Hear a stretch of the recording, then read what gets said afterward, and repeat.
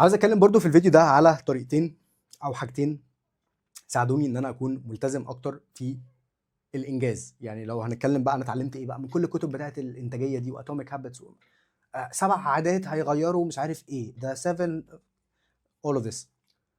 بجد مفيش مفيش اي حاجه فادتني غير ان انا بقيت بصحى بدري.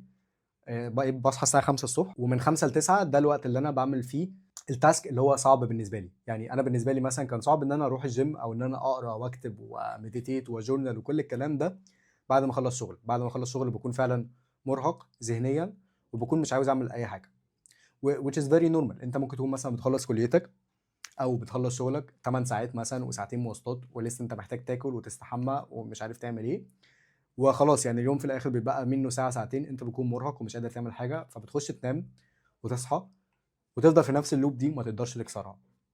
لو عاوز تكسر اللوب دي فعلا، لو انت حاسس ان انت في ساقيه في ساقيه كده عمال بتلف، بجد الطريقه الوحيده لكسر الساقيه دي ان انت تعمل الحاجه اللي انت عارف ان هي هتغير لك حياتك بشكل مستمر.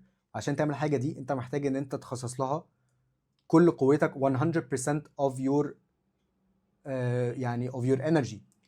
وطبعا مش محتاجين نقول ان انت بتكون في اقصى صفائك الذهني اما بتكون صاحي من النوم.